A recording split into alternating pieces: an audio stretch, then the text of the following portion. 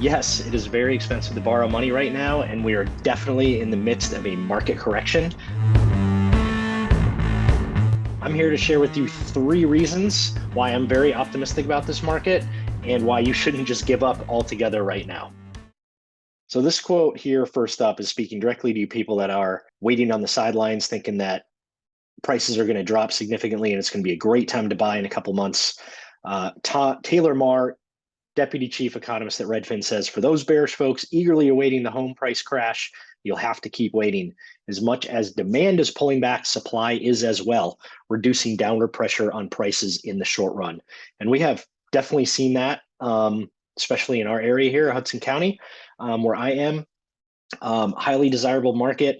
And if you're one of these people that just waiting, like, oh yeah, home prices are going to drop, 10% or something, it's going to be a much better time to buy this time next year in Hoboken.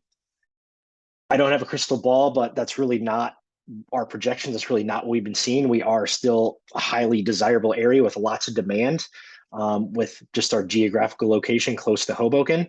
I'm sorry, close to New York City. And if you watch any of my previous videos, especially the most recent one, I'm really comparing month to month, year over year. Yes, we are seeing volume of sales going down, less transactions taking place, but the sale prices, the price per square foot, all those key metrics to like actual sale prices are still very high, and in some places still even going up and improving.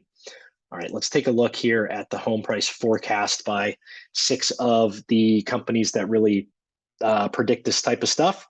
So for 2023, the latest forecast from each entity here, the average is just over zero, basically, but still positive. There are 3 positive price forecasts, continuing appreciation, and then 2 that predict a negative or a depreciation, Fannie Mae and Zelman. And if you think about it, like, even if this is just a year here, over a year, 1.5% to 4% isn't bad. And I'll tell you why.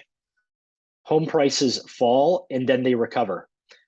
We take a look here at Wells Fargo's price forecast for next year and then into 2024. They predict that it will drop even more than the other 2 entities there that we saw for depreciation, and then it's going to rebound or start to rebound in 2024 and probably continue to go up from there. So another quote, while there might be little statistical difference between a small positive number and a small negative number, there's often huge differences in how they impact behavior. And we've certainly seen this recently. I mean, yes, it's definitely more expensive to borrow money right now, but it doesn't stop people from buying, and it does not keep home prices from appreciating. It does not keep home prices from appreciating. So what's ahead? What can we expect? One more quote here. Global CEOs see a mild and short recession, yet optimistic about global economy over a 3-year horizon. More than 8 out of 10 anticipate a recession over the next 12 months, with more than half expecting it to be mild to short. KPMG CEO, so one of the big 4 financials, the CEO there, his outlook as of the beginning of this month. Recessions are basically good news for mortgage rates, and they always have been in the past. If we look at mortgage rate changes during the last 6 recessions, going back to the 80s, 40-something years now, mortgage rates actually dropped 4.25%. I'm sorry, in 1980. In 1981, they dropped another 5%. In 1991, they dropped 2.25%. 2001, they dropped more than 0.5%. 2008, after the big housing crisis, they went back down by 1 and an eighth point. And in 2020, our most recent recession actually went down by a point. So yeah, if you were around, I mean, that's kind of right when I bought my first property. Actually, it was a bit before that, but that's when I refinanced. Going into that, prices were pretty steady around 3.5% to 4% for a 30-year fixed. And then in 2020, because the pandemic and everything that happened in the market there, interest rates actually went down. And if you bought, around 2020, 2021, you probably were able to take advantage or refinance into a rate in the 2s, which is obviously much better than it is now.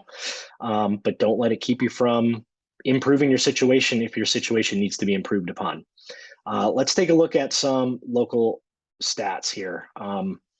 So Yes, let's take a look at quarter to quarter. I was going to look at the Heights and Greenville here for September, but you know what? Just go back to my last video and check those because this is really just includes the last week of data that we didn't have when it's at the end of the day, it really didn't change much.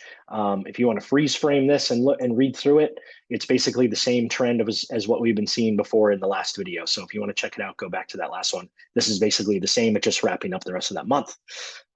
So for Hoboken, this is quarter to quarter, year to date 2021, year to date this year 2022. Let's take a look at this single family and condo co-op. So sales volume down in both. In condos down by almost 20%. So that means the number of sales, number of transactions that are happening. The volume, so the dollar amount total that happened with those sales, down actually up in single family by 6%. In condos down. So even though the number of transactions was down by 20, the actual volume in dollars was only down by 10%. The median price actually went up by 2.8%. The average price went up by 10%, and days on market dropped by 10 days from 38 to 28. Number of new contracts down 22% almost, and number of new listings down by almost 20%. So again, volume is down, the number of transactions is down, but all the key metrics that we're talking about, appreciation versus depreciation, this stuff is either holding steady or improving. Median price, sales price, days on market, all improving. And let's take a look here at Jersey City. So this is interesting because in my other videos, usually I break down Jersey City by neighborhood. This takes Jersey City as a whole, which if you're familiar with it, there are very different sections of Jersey City in terms of value and affordability and desirability for sure. It's a pretty big area. But despite all that, single family home sales up, sales volume up, median sales price up, average sales price up, days on market down, number of new contracts and new listings. So number of new listings down as one thing, but number of sales up. Pretty interesting. So stuff is getting absorbed very quickly.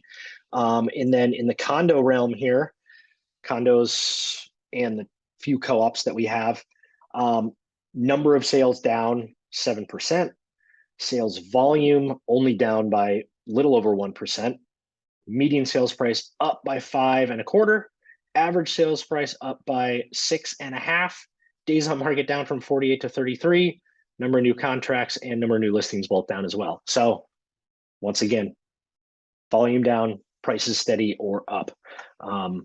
So this depreciation thing that people are talking about, I'm not really seeing it. I'm not sold on it yet. So if you are a buyer, maybe you're an investor or something, there are still opportunities out there. And I will just wrap this up by saying, I have done more negotiating on behalf of my buyers and on behalf of my sellers too, just more negotiating in general to meet a middle ground than I have in the past 3 years. And that is because the playing field is leveling a little bit. There are definitely opportunities, even though the appreciation is going up here in some of these areas, where you can negotiate on the price or negotiate the terms or both.